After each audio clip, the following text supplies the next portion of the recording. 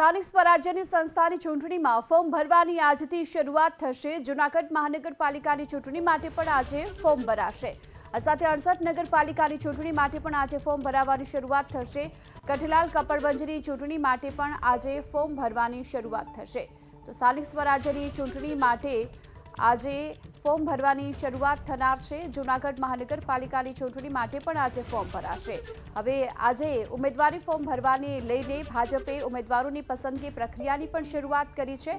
જૂનાગઢ અને બાકીની નગરપાલિકા માટે ભાજપે નિયુક્ત કર્યા છે કુલ 3 નિરીક્ષકો। 3 તાલુકા પંચાયત માટે પણ ભાજપના નિરીક્ષકો સેન્સની પ્રક્રિયા કરી રહ્યા છે। 30 અને 31 જાન્યુઆરીએ ભાજપ પાર્લામેન્ટરી બોર્ડની બેઠક મળવાની છે। સીઆર પાટીલની અધ્યક્ષતામાં મુખ્યમંત્રી આવાસ પર આ બેઠકનું આયોજન કરવામાં આવ્યું છે। ત્યારે પાર્લામેન્ટરી બોર્ડની આ બેઠક બાદ ભાજપ ઉમેદવારોની યાદી પણ જાહેર કરશે। વધુ વિગતો મેળવીએ સંવાદદાતા કલ્પેશ રાવલ અત્યારે આપણી સાથે જોડાઈ ચૂક્યા છે। કલ્પેશ, વધુ શું અપડેટ? જાહેરનામું પડતાની સાથે જ આજથી શરૂઆત થઈ શકશે ઉમેદવારી પત્ર ભરવાની બાબતમાં, પરંતુ રાજકીય પક્ષો જે છે એમની કવાયત છે।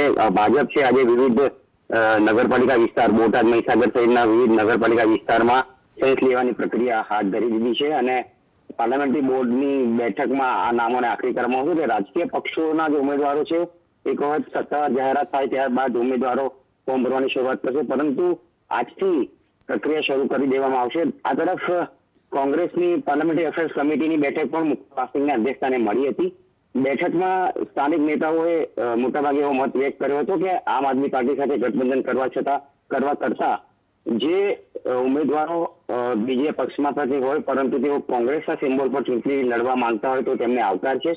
આ તરફ આમ આદમી પાર્ટી તરફથી પણ જે માહિતી મળી એ પ્રમાણે એ લોકોએ પણ ઉમેદવારોની પસંદગી પ્રક્રિયા શરૂ કરી દીધી છે। આ તરફ અજીત પવાર અને પ્રફુલ્લ પટેલ જૂથ જે છે એનસીપીનું, એમણે પણ જાહેરાત કરી છે કે તેઓ પણ સ્વતંત્ર રીતે લગભગ તમામ નગરપાલિકાઓમાં ચૂંટણી લડવા માટે સજ્જ છે। એટલે આજથી ઉમેદવારી પત્રો ભરવાની શરૂઆત થશે। જાહેરનામું બહાર પડ્યાની અને રાજકીય પક્ષોએ ઉમેદવારી પસંદગી પ્રક્રિયા પણ શરૂ કરી દીધી છે।